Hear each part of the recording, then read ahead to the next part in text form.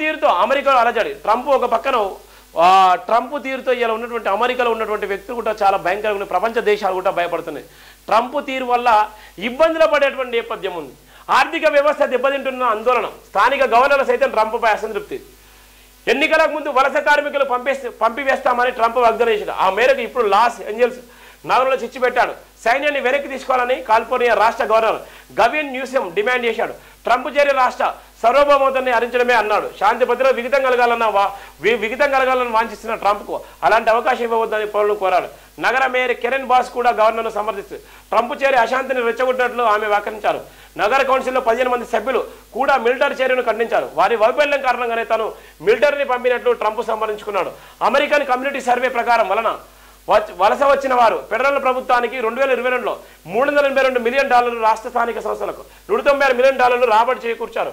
నమోదు కాని కార్మికుల ఆదాయ సామాజిక భద్రత పన్నులే మొత్తం $100 మిలియన్ పైగా ఉన్నాయి. చిత్రం ఏమిటంటే నిరుద్యోగ ఆరోగ్య బీమా వారికి వర్తించకపోయినా పన్ను చెల్లించారు. 2033 నాటికి మరో 5.2% వలస కార్మికులు పెరుగుతారని, వారి వలన $7 లక్షల కోట్ల మేర తోడవుతుందని, జీడిపి $8.7 లక్షల కోట్ల పెరగడంతో పాటు ఫెడరల్ ప్రభుత్వానికి 1.2 లక్షల కోట్ల పన్ను ఆదాయం పెరిగి $900 బిలియన్ లోటు తగ్గుతుందని అంచనాలు వెలువడ్డాయి.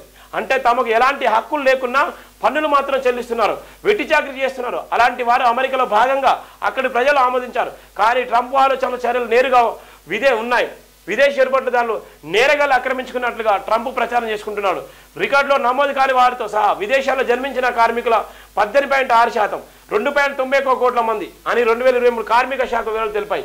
అంతకు ముందు ఏడాది 18.1% ఉన్నారు. వీరు 47.6% మంది మెక్సికో, ఇతర లాటిన్ అమెరికా దేశాల నుంచి వచ్చిన వారే. 25.5% ఆసియా ఖండం నుంచి ఉన్నారు. అధికారికంగా నమోదు కాని వారు 83 లక్షల మంది ఉన్నట్లు, వారిలో మెక్సికో నుంచి 30%, దక్షిణ అమెరికా దేశాల నుంచి 20%, ఆసియా నుంచి 10% ఉన్నట్లు న్యూయార్క్ వలస అధ్యయన కేంద్రం అంచనా వేసింది. జనాభాల వలస వచ్చిన వారు 13.8%, వీరిలో కొందరు వాణిజ్యాలను కూడా ప్రారంభించారు.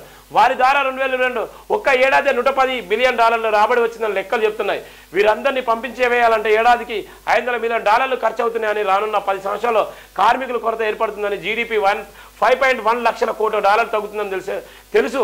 వలసదారులకు బహిష్కరిస్తున్న ట్రంప్ వాగ్దానం చేశాడు. మిలిటరీని దించాలని డెమోక్రాటిక్ పార్టీ చెందిన 22 రాష్ట్రాల గవర్నర్లు ఒక ప్రకటనలో ఖండించారు. ట్రంప్ అధికారిక దుర్వినియోగం, దుర్మార్గమైన విభజించే చర్య అన్నారు.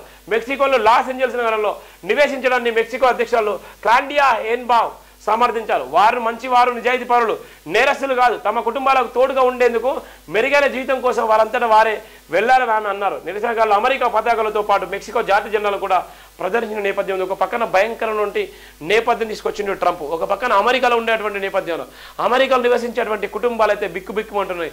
అమెరికా దేశం ఇలా ఉన్నటువంటి ఐక్యరాజ్య సమితికి, ఇలా ఉన్నటువంటి ప్రపంచ దేశాలకు ఇలా మార్గదర్శకంగా ఉన్నటువంటి అమెరికా అగ్రరాజ్యం. ఇలా అమెరికా అగ్రరాజ్యం వల్ల ఇలా ప్రపంచ దేశాలు అయితే దీనమైన స్థితిలో ఉన్నాయి. ప్రపంచ దేశాలు అయితే దిక్కుదోషం స్థాయిలో ఉన్నాయి.